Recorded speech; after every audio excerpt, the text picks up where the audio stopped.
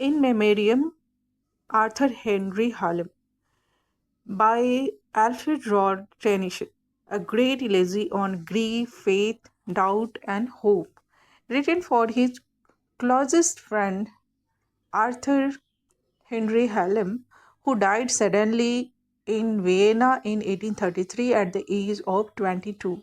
Composed over 17 years, 1833 to 1849, and published anonymously in 1850. The poem turns private sorrow into a deep meditation on loss, faith, science, nature, and the meaning of life.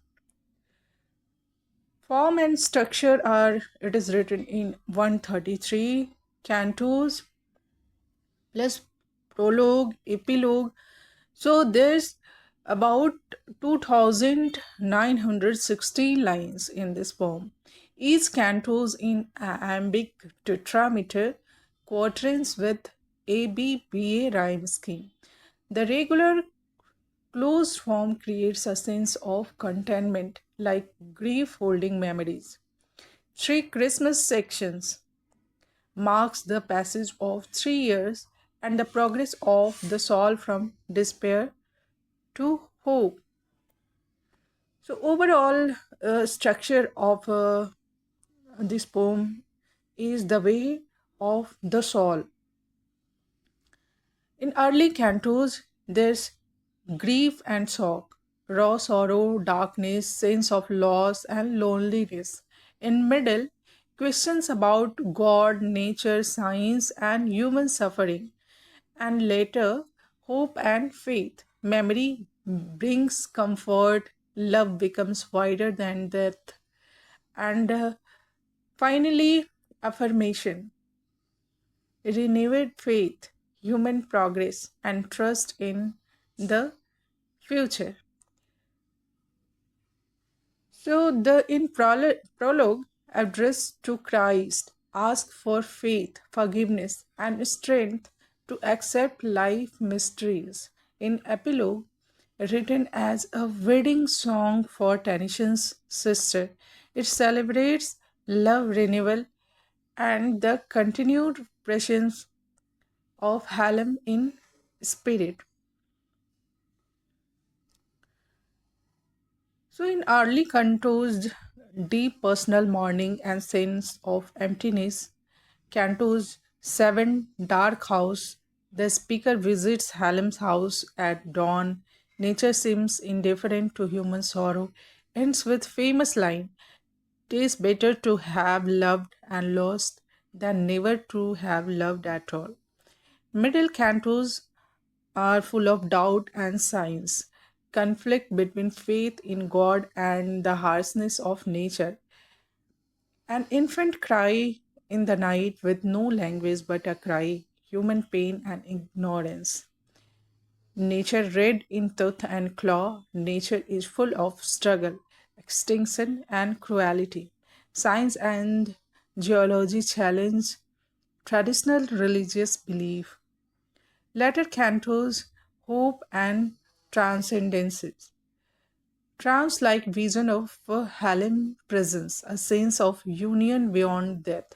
Love becomes a universal power that drives progress. Hallam represents the ideal human intellect, goodness, and promise, moves from personal grief to hope for humanity and the future.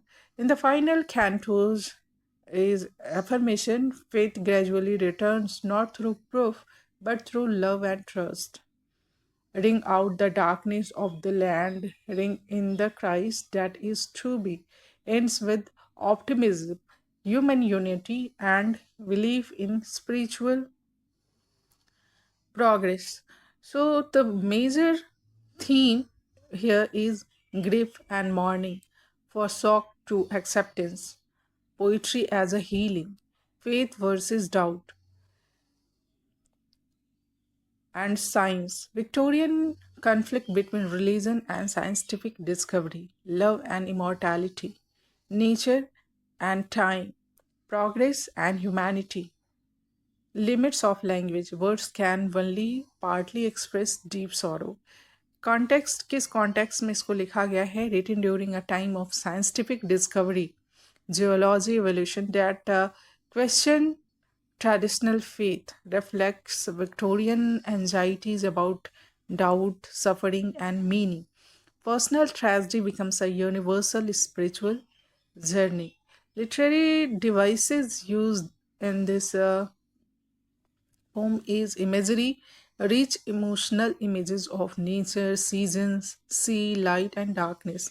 Alliteration and assonance create musical, mournful, and soothing effect.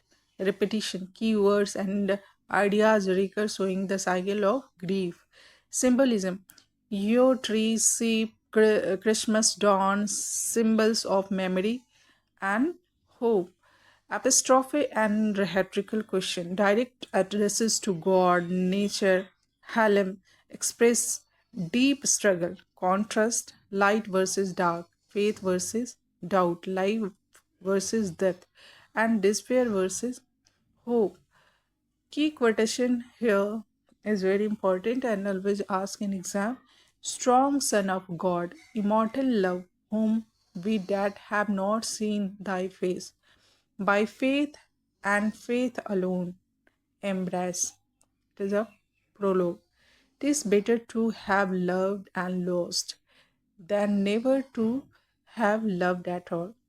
An infant crying in the night, an infant crying for the light, and with no language but a cry. Nature reared in tooth and claw, with raving strength against his creed. Ring out the darkness of the land, ring in the Christ that is to be.